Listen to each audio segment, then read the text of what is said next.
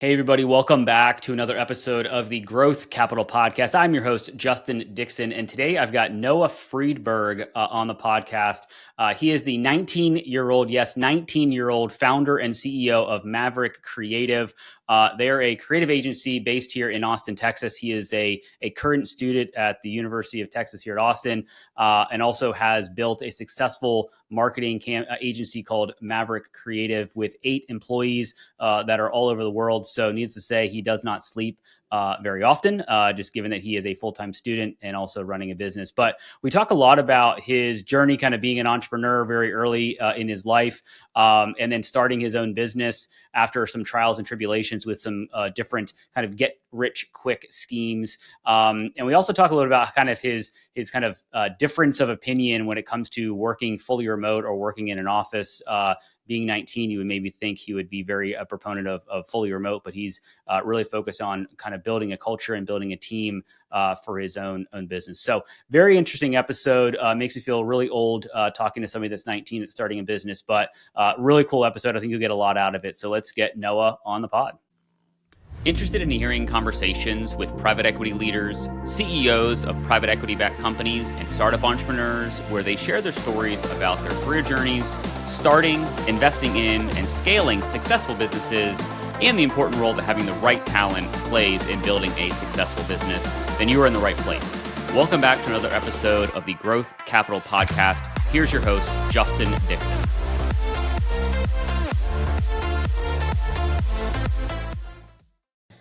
All right, Noah, man, thank you for being on the podcast. Nice to have you. Yeah, thanks for having me. Yeah, no, let's kind of jump right in here. Give us a little bit of an overview of who you are, where you are, and what you're up to right now. So I live in Austin, Texas. I'm 19 years old. I am a student at UT Austin, and I also have founded and grown my own marketing agency called Maverick Creative over the last 3 years. Started in 2022 when I was back in high school, and started with just running my own brands on social media. They started to go viral, and I started to realize my greatest talent wasn't necessarily for building the brands or developing products or figuring all that stuff out logistically, but actually in the marketing. And so now we focus solely on marketing and being that just marketing partner to help brands grow. And so we're TikTok Shop official partners, we're Social Snowball official partners, and we help brands scale their sales just with viral content and running paid ads. Interesting. So obviously, kudos to you for starting a business and having it be successful before your 20th birthday. So that's very awesome. So when you started it, I guess you kind of started kind of building your own brand, right? And was it kind of your brand as you, or were you kind of building your own kind of brand as under a pseudonym or under another kind of umbrella? Just I'm sure kind of curious kind of how it all got started. Yeah, so I started with really these like I would say immature childish hopes of getting rich quick. And so like many of my friends, I was testing drop shipping and just looking into the whole world of online sales. I also did flipping and reselling and eBay and Facebook Marketplace and all those different things. I started to really get into drop shipping because I felt like it was very high potential, and I was testing different products, shower heads and body shavers and all kinds of weird things. And the products were weird. It wasn't doing well, but the videos did start to go viral, thankfully. And that's when I realized, okay, that might be more of a skill set. That is clearly something people want. People are asking me how to do it. I'm putting them for free. And maybe that's something that I can charge for, because that seems like it's a lot more in demand than these shower heads with rocks in them. So that was Yeah. where I started to kind of shift my focus to. So, we all have brands now. Everybody that is on social media in some form or fashion has their own kind of specific brand, and some are trying to grow them, and some are just like me that just kind of have a brand because we've got businesses and all that fun stuff. But like when you talk about like building a viral or having a video go viral, like viral can mean a lot of things. I guess, when you think about it and when people come to you and ask you like, how do I create a viral video? Because like that's obviously the golden goose, right? If you can do that, then you can kind of write your own meal ticket essentially. So how does it work? What was your first viral video? Like talk through that. Yeah. So at the time that I started Maverick in 2022, I was getting really granular into the details of what does it mean to go viral.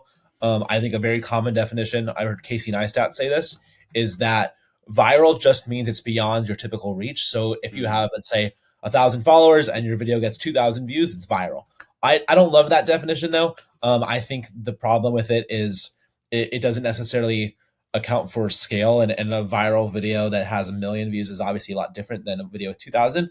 The main reason is because a lot more people see it, right? It actually it has a lot more of an impact. So when I talk about viral, I would say over 1 million views. The science of that, I would say, just to simplify as much as possible, is being controversial can do that because it'll cause people to share or comment. Being really Mm. valuable, being helpful in some way to people, that'll make them share, comment, watch again. Um, those are really common ones. Another would be just making a really high quality video, like let's say it's movie quality or really pleasing to watch. There's other ways as well. That's the science of it, I would say. Um, a couple of good examples of what easiest ways to go viral. When I first started getting this down to a science and thinking about it that way, like, okay, if this is controversial, it'll do well. Then I started to realize, well, you can layer those different things, add multiple in one video, and it'll be more likely to do even better. So, for example, I at the time I was just running into the bathroom with a deodorant or a chocolate bar or these different products that people were sending me to make TikToks with. And so I was running to do this at school, and I realized, hang on, like I'm doing this in the bathroom technically because I'm supposed to be in class right now, not filming TikToks. But being in the bathroom, it makes it more funny. Like it's even sillier, and people are going to say, why is this guy making an advertisement in the bathroom? And so that started to work, and so it started to go more viral because of my unique situation.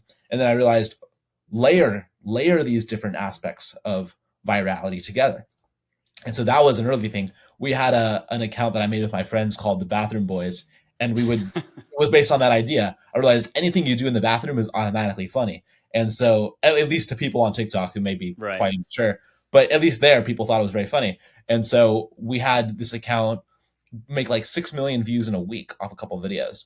Wow. Um, Two of those videos out of that maybe 5 or 10 that we posted that week got like 4 to 5 million views in that month. We basically went from 0 to 10,000 followers in a new account in like a month, and just me and my friends in the bathroom doing weird things. So we put up a volleyball net. We were playing volleyball. We would like do dances, like the most silly things, but that was the basic idea essentially, that things will go viral if they do not make any sense. Fair enough. How does it work? Like, so if you have I guess, who's coming to you, or who are your clients? Are you working with other kind of influencer type folks that are on TikTok or anything, or do you also work with, I'm not going to say this correctly, but like legit brands that are like, that we would know about, and they're like, hey, we need to make some viral videos, and we're willing to be a little silly in them. But obviously, we've got rules and regulations that maybe a person that is trying to build a social brand doesn't. Like, does that make sense? Like, who are your clients that you're really trying to work with? Yeah. So our clients usually are not very silly. They have iron tight guidelines, and that's fine with Mm. us. So we aren't necessarily that outlandish any longer, but the basic idea remains. And so we essentially help large established brands to grow with TikTok and social media at this point. That's the main thing that I think they struggle with or lack, and that's where we're essentially able to come in and help.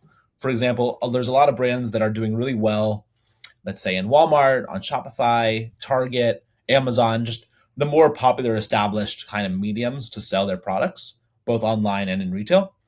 We come in with TikTok, where TikTok's relatively new. TikTok Shop is only a year and a half old.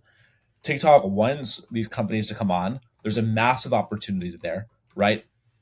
This is a place where brands are already crushing it, making millions of dollars in revenue. So this is a massive new opportunity.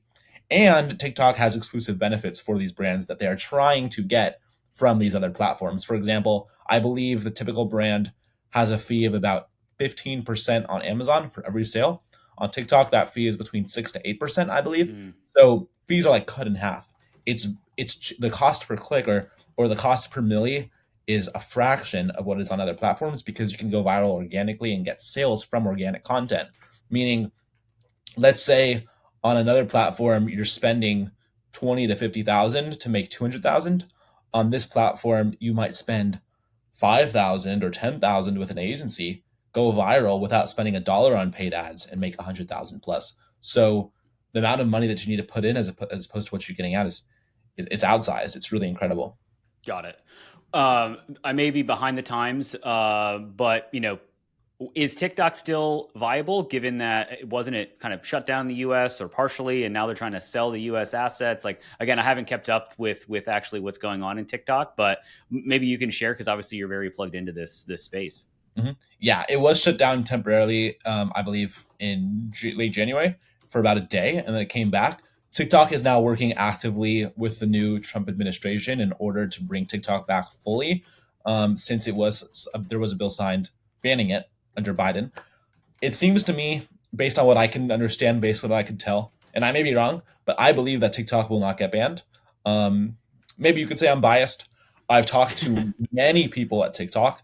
No one that's working there currently believes it's going to be banned. I don't know of anybody that works at TikTok that's currently looking for a job elsewhere. I think that the opportunity is just wild on there in general. I just think the amount of Americans that have incomes tied to it at this point, it's just too many for it to really go down. I think that the economy really needs it, and yeah, I just overall I don't want it to be banned, of course, but I also don't believe it is. I don't think it's realistic. I think that they're working behind the scenes really intently right now with the new administration in order to keep it up. And are they kind of working to sell or have TikTok sell the U.S.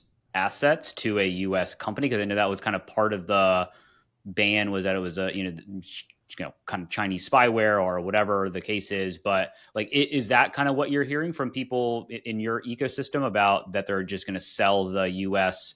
portion of the business to a U.S. company? As far as I know, that could be possible. The only issue is the fact that the algorithm itself is really the I would say the asset here. So I would keep that in Mm, mind. So I would say were there to be a deal where the algorithm was not sold with the company, TikTok would be moot. It would not be relevant any longer. yeah. We the algorithm is really what makes it TikTok special as opposed to other platforms like Instagram or YouTube that essentially work in a very similar way with short form video. So as long as the algorithm can be sold as well, it'll be as the same. But I'm not totally sure exactly what's going on behind the scenes. No one's briefed me. Yeah, no, we don't need to go down the TikTok path, but since it's kind of in your space, I figured I'd ask. Of course. I guess as you get brands, are they kind of are you pushing them into TikTok because of maybe the virality on TikTok is more possible than an Instagram or a Facebook or a YouTube? And also, I guess as a second part of that question, how does it work? And I guess are they more or less going after a younger generation that tends to be on TikTok versus maybe a Facebook, which tends to be a potentially older generation that's on it and using it on a more regular basis? Like, how does that work? It's a good question. So, are we recommending TikTok over other platforms like Instagram, YouTube, and Facebook? And what's the opportunity or the Yeah. difference in opportunity between them? So, I would say that we're now finding every single age group on TikTok, including 55 plus. Hmm. People that were not on TikTok a few years ago are on it, and it's becoming extremely popular, right? It's the number one app, I believe, on the App Store, as far as I know, in terms of social media. So, the opportunity cost or the opportunity itself is great to be on TikTok. Now, what we find is as a social media marketing agency, we've used Instagram, YouTube, and Facebook as well as TikTok. And so these are all great places for brands to go viral, get a lot of views. The opportunity is on all those places in order to grow. However, the opportunity on TikTok in order to drive traffic and drive sales from that organic content is outsized. It's greater than Instagram or YouTube or anything else at this point. Others may disagree. This is simply based on what I've seen so far in my short career. And so I believe that TikTok is really just the best place to drive ROI. And our clients love to get good views and love to go viral. But the biggest priority in general for most brands is, of course, the bottom line and getting as many sales as possible. And so that's why we're recommending TikTok Shop so strongly right now. Also, they've made the best effort to connect with us, to work with us, to work with our partners, and our clients in order to drive their sales. And so I've been able to regularly meet with reps there and go to actually like South by Southwest and different events and parties with them as well in order to just deepen that relationship. So I'm really grateful for the opportunity also to work with them in order to grow every brand with it. Interesting.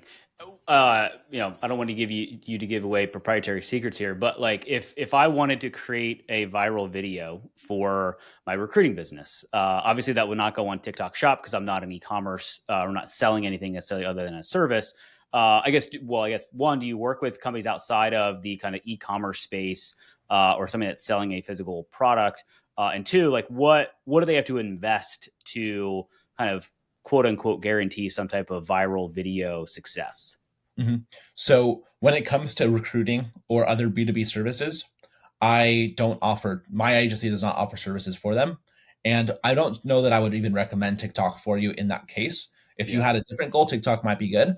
But the thing is, it's very hard to, I would say, target viewers. So, for example, the kinds of products we work with are so mainstream that anyone could use it, right? Let's say it's like a supplement, any woman could use that supplement, for example, or it's a piece of clothing, any guy could wear it, right? We work with products that are extremely mainstream. That's what Mm, is best on TikTok. When it comes to recruiting offering, you're going to say, we help, B2B businesses at this size to hire this person. That's so targeted and specific that in my experience, that doesn't do as well on TikTok organically, but it could do well on ads. And I think it would do well if you already had a large following on TikTok that you kind of amassed in more of a mainstream, more general way, if that makes got it. sense. Got it. Interesting. And then as you think about your business, right? So you're still in school. You're 19 years old, and kudos to you to kind of sticking at getting your degree, and also running a business. Like, how big is your business now, and what's kind of the next step for you as you kind of continue on your entrepreneurial and education journeys? Mhm. Yeah. So right now, my business has about 8 team members, employees, and we have around 20 clients that we're servicing at any given time. And so I would say our biggest goals right now are just to drive as much success for that client roster. Really just take them to the moon. I'd say just in terms of the amount of revenue that we're able to drive and views generated. And so really build out the marketing departments for each and every one of them just to get as great results possible. But from there, I would say we'd love to have a physical location. I'm thinking maybe Florida or Austin would be good for it. So we'd love to build a physical office, build it, put our whole team there, and then continue to grow in person as a team. I don't believe in this whole remote work thing that much, so I think that would Well, be a that's great. interesting to get your perspective as a different generation than I am, even. So you're a proponent of fully in office, or are you more of a kind of a hybrid kind of structure where there's some work from home, some in office? I think it needs to be pretty in office, and Interesting. and I don't think most people my age would agree with that. I think they would not like that. But I can tell you, Justin, when I came to college, as I was really coming into college in 2023, the books were being removed from the libraries and replaced with desks with essentially like power ports, like charging ports in every desk. So we have these beautiful massive libraries at UT, and they're filled with tables, and there's not really any books there. And so Hmm. what I'm noticing is the whole nature of work has changed drastically. And even from when I can remember as a kid, the way that people work on phones and computers is very different. And oftentimes in class, I don't mean to judge anybody. I'm not necessarily the best at paying attention myself. I'm definitely not. Anybody who knows me knows that. But I do see people in class that are shopping. Like you see people shopping um, during lectures. And so I think that it's the nature of people nowadays to be distracted. I think that our age of social media, everyone right says this, some version of this, like bemoans times have passed when we were less distracted, less addicted to our phones, all of that. But I think it's very hard if you're working in the digital space, online space, which everybody is now, even universities online. It's really hard to stay focused, and so I think that a physical office might help do that. Might also just build morale, a sense of being a team, and having that kind of ownership, which I think is valuable for companies. Yeah, I mean, it's interesting to get your perspective. Obviously, being in school and seeing it live, kind of the distracted nature of the kids in school right now. And I grew up in a time when we didn't have cell phones in at all, and so it's an interesting dynamic because I find myself to be way more distracted than maybe I was earlier in my life. But to your point, every business is an online business, regardless of if you're selling landscaping services or recruiting or e-commerce or whatever. You have to be kind of available or online as much as possible, because you may lose on sales or whatever the case is. So I think it's interesting that you have a focus of it as you build your company to be more of an in-person shop. And I guess as you think about kind of, your a year or two into school, what's the kind of plan as to continue to build your business through school and then continue to run it after, or maybe talk about maybe, if we're recording this, a year or two from now, where do you think your firm is, and where are you going to go from there? Yeah, I don't know if my college advisor is watching or not, but I'll say, God willing, our aim is that I should graduate a year early as of now, so Okay. that'd be in just over a year from today. And so if I can pull that off, then I'll be fully full time with the agency at that point. I think I'd like to say now I have two full time jobs as a student and as a CEO, which is fine. And so I keep myself quite busy doing those two things. But yeah, I mean, goal is to get to that point and to continue to expand our service offering. At this point, we were talking for a second about we work with the more established brands now. We have to turn away far more brands that would like to work with us, that have some capital to invest, and that we would be able to help simply because we don't have the bandwidth. And so Mm. we're at a point where we're growing so fast, we're not even able to help every single brand that comes to us if they're not at a certain level. However, those are brands that we could potentially help. So I would say with that extra time, we will be essentially growing and widening our service offering to include more information products, more free courses, and just more opportunities for brands to get involved and be able to get a stake in this. And the teammates that you have, are they all full time? Are they all students with you, and they're kind of, working and going to school at the same time? Like, what's the makeup of your team? No, so they're full time. None of them live in Austin. They live all over the United States and a few internationally as well. So they're the ones tackling client delivery Mm. essentially on a daily basis. We also have another closer who deals with inbound sales and then managing the team, and we even have a couple creators that are essentially full time at this point too, making content for clients on our roster. That's awesome. How do you balance the time? I mean, as an entrepreneur, and if you just have a normal kind of life after entrepreneur, it's a hard life to balance. But obviously now to your point, you're in school full time. You're trying to graduate early. How do you balance the managing of the business and the people while being in school? Mhm. So I found that just obviously just trying to be organized. I love Google Calendar for that reason. I put everything in Google Calendar. I put hanging out with my friends in Google Calendar. Like I put everything in it just to make sure no one else can take that time, right? Right. So that structure and planning the week, I plan the week on Sundays. That's been very helpful.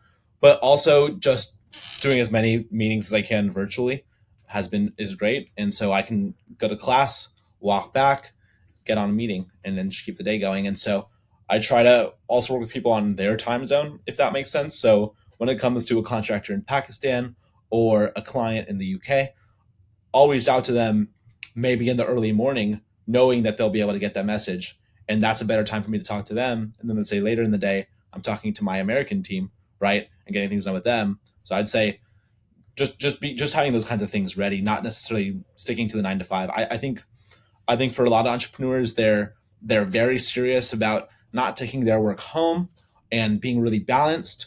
And I think that the struggle with balance is that at a certain point, you're balancing to the point that you're not able to add more weight on.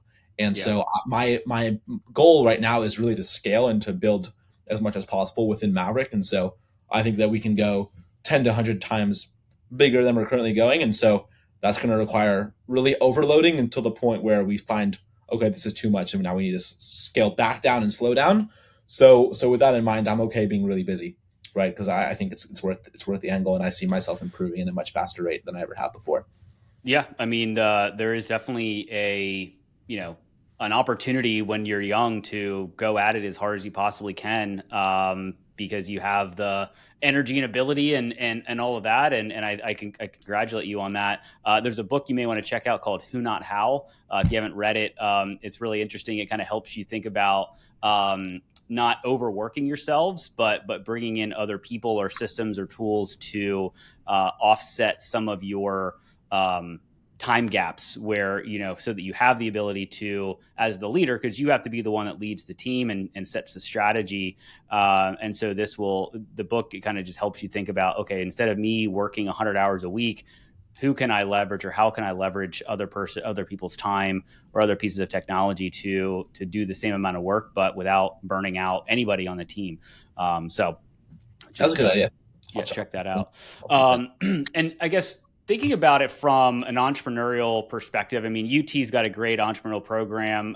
They've got a lot of like incubators and things within the organization. And like, how are you seeing your generation when it comes to being an entrepreneur?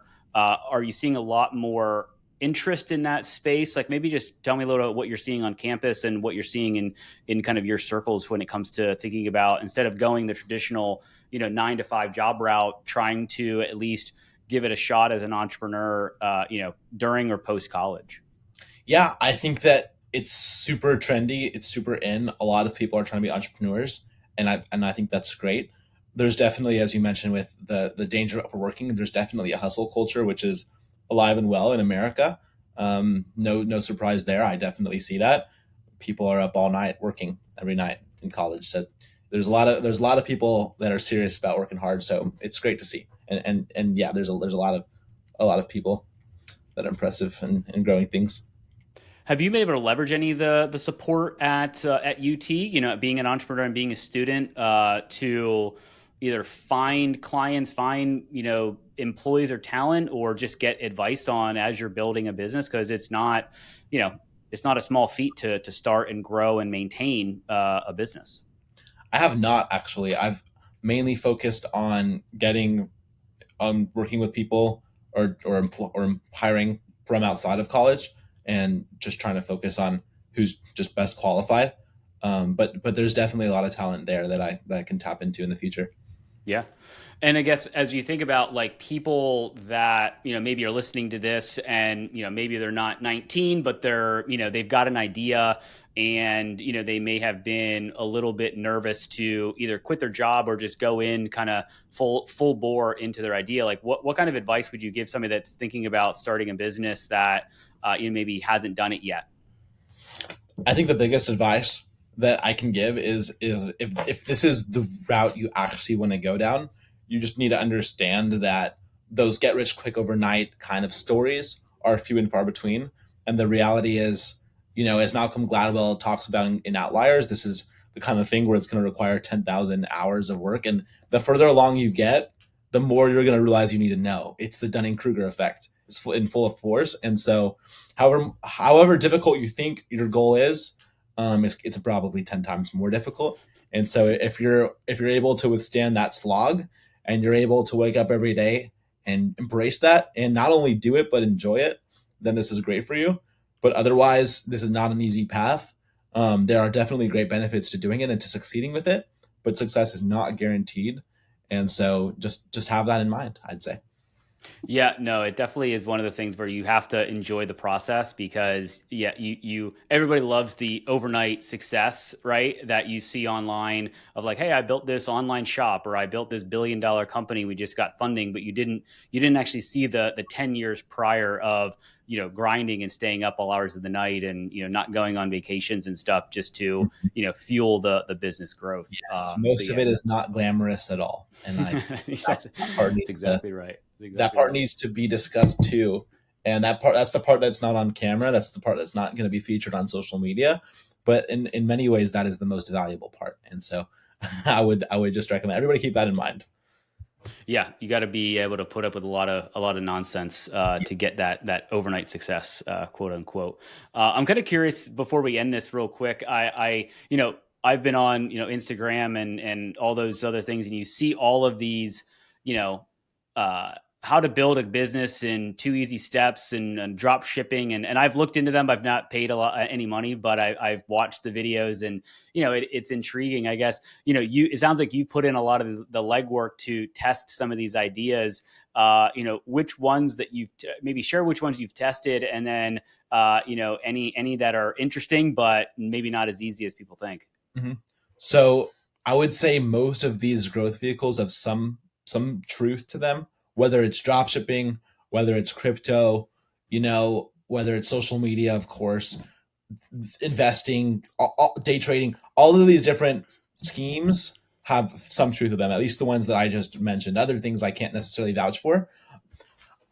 However, with that in mind, that doesn't mean that it doesn't require a massive amount of effort to be successful, and even then it's not guaranteed. So I worked in dropshipping, testing different products for about a year and a half, and this was to the extent where I was borrowing my family's driver's licenses because I was too young to have my own store, and I was really earning and saving every single dollar I could get my hands on in order to invest it into testing products, and it never was successful. Really, it was never really that profitable, and so that was it. It never worked out for me. However, I'm not going to say it's a scam. I know people that it's done great for, and that's great. So I'm happy for them.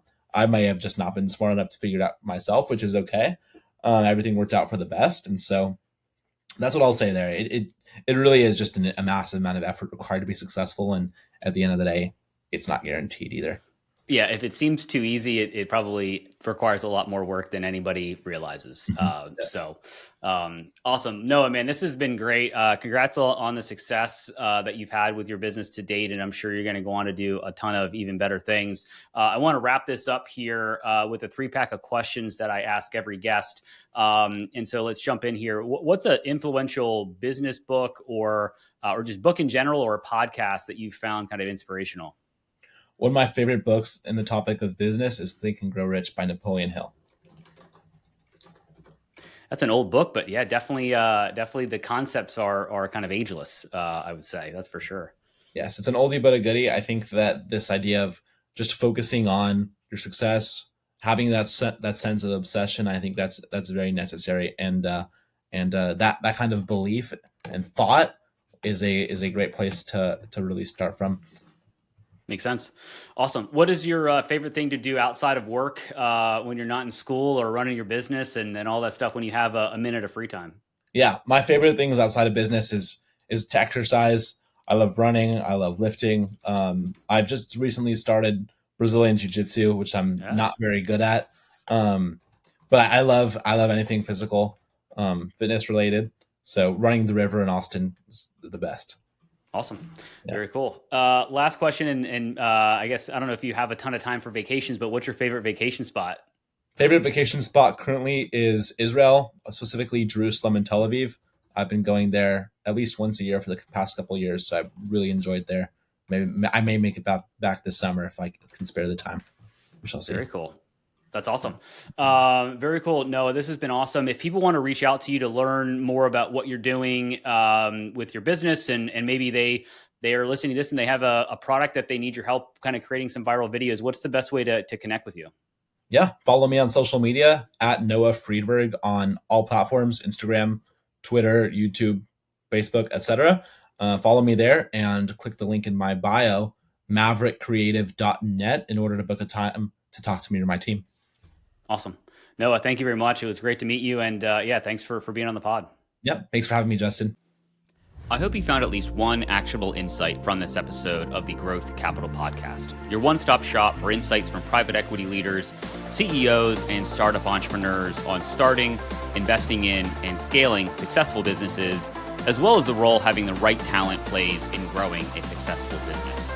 It would be greatly appreciated if you would rate and review this podcast. And if you're watching on YouTube, please like and subscribe and drop us a comment so we can expand the audience of this podcast. Thank you for all your support, and don't forget about upcoming episodes dropping every Tuesday.